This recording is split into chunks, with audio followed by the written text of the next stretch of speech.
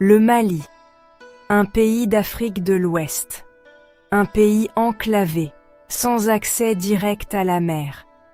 Il est connu pour sa riche histoire et sa culture vibrante, qui se manifeste dans ses festivals colorés.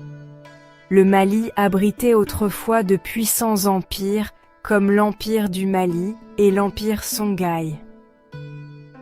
Ces empires contrôlèrent les routes commerciales à travers le désert du Sahara, reliant l'Afrique de l'Ouest à l'Afrique du Nord. L'or, le sel et d'autres marchandises précieuses étaient échangées, enrichissant les royaumes. Le fleuve Niger traverse le Mali, serpentant à travers le pays. Il donne vie à la terre, nourrissant les cultures et la faune. Il est une source de commerce et de transport depuis des siècles, reliant les communautés. L'histoire du Mali est intimement liée au fleuve, qui a vu naître et prospérer de nombreuses civilisations. Le Mali est une terre de contraste, où le désert rencontre la verdure. Le désert du Sahara au nord, avec ses vastes étendues de sable. Le delta luxuriant du fleuve Niger au sud, riche en biodiversité. Cette géographie diversifiée a façonné l'histoire et la culture du Mali, influençant ses modes de vie. Le Mali est un pays avec un riche héritage culturel, visible dans ses arts et ses traditions. Il est connu pour sa musique, sa danse et sa littérature, qui racontent l'histoire de son peuple. Le peuple malien est connu pour sa chaleur et son hospitalité, accueillant les visiteurs avec un sourire. L'histoire du Mali est une tapisserie de puissants empires, chacun laissant une marque indélébile sur la région. L'Empire du Ghana a été l'une des premières puissances, dominant la région avec son influence. Il prospéra grâce au commerce transsaharien, reliant différentes cultures et économies. L'or, le sel et les esclaves étaient échangés, créant une économie florissante. L'Empire du Ghana était un centre majeur d'apprentissage et de culture, attirant des érudits de loin.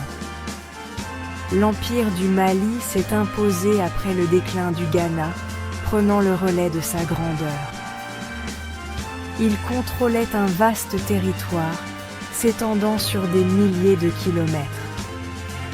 De la côte atlantique à la boucle du Niger, son influence était immense. Soundiata Keïta, le célèbre roi du Mali, régnait à cette époque, consolidant le pouvoir de l'Empire. L'Empire Songhai a émergé après l'Empire du Mali, continuant la tradition de grandeur.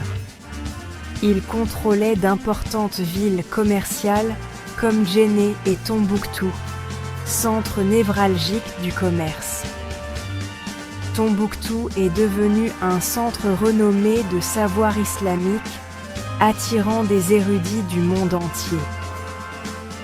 Des érudits du monde entier affluaient dans ces universités, enrichissant le savoir collectif. Ces empires ont laissé un héritage de commerce, de savoir et d'échanges culturels, influençant des générations. Leur influence se fait encore sentir au Mali aujourd'hui, dans la culture et les traditions.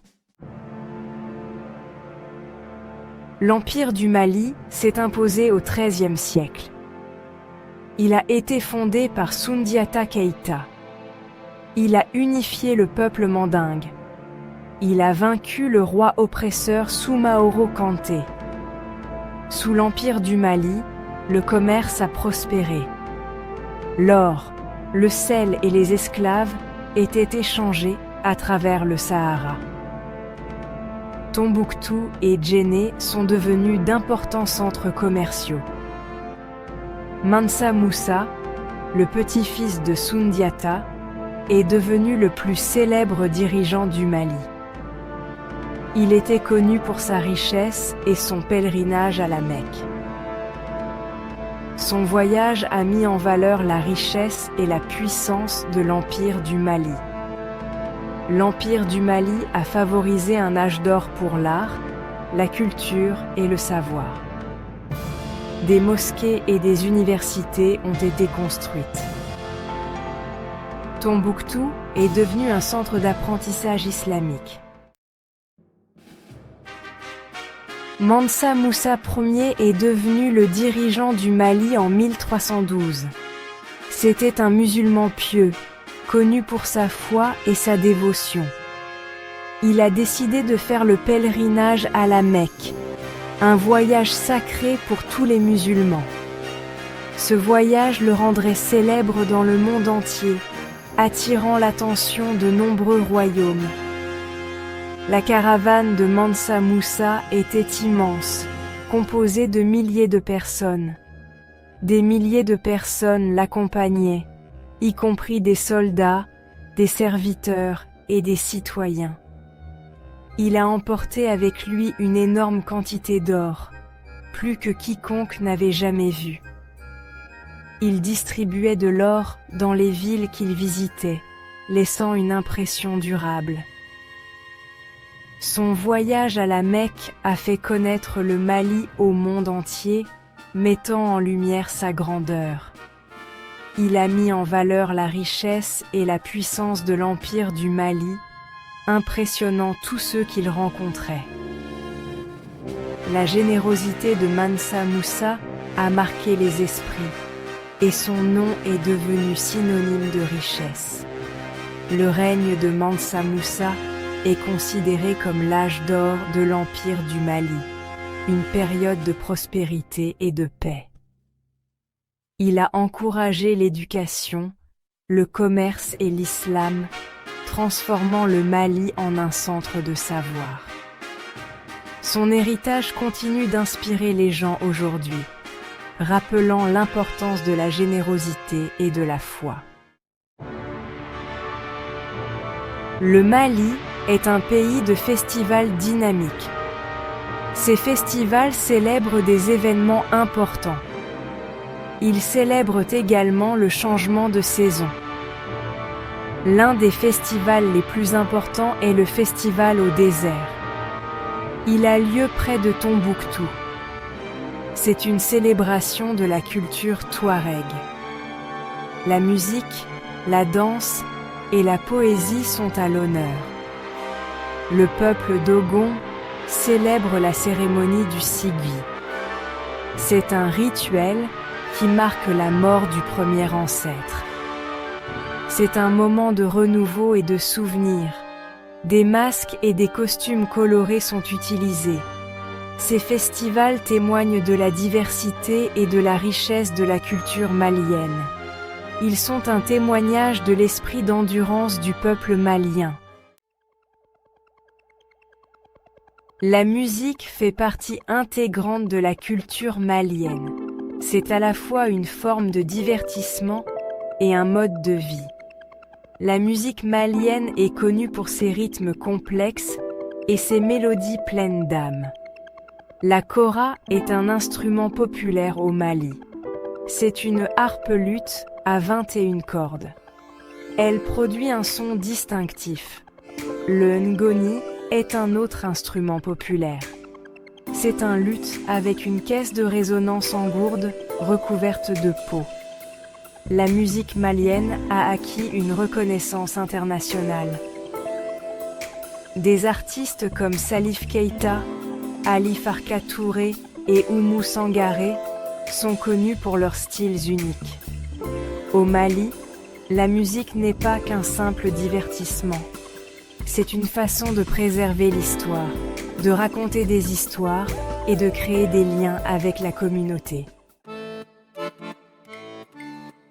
Les griots sont des conteurs, des musiciens et des historiens traditionnels d'Afrique de l'Ouest. Ils jouent un rôle important dans la préservation et la transmission de la culture.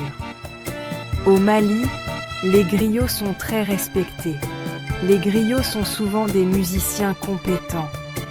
Ils utilisent la musique pour accompagner leurs histoires et leurs poèmes. Ce sont les gardiens de l'histoire.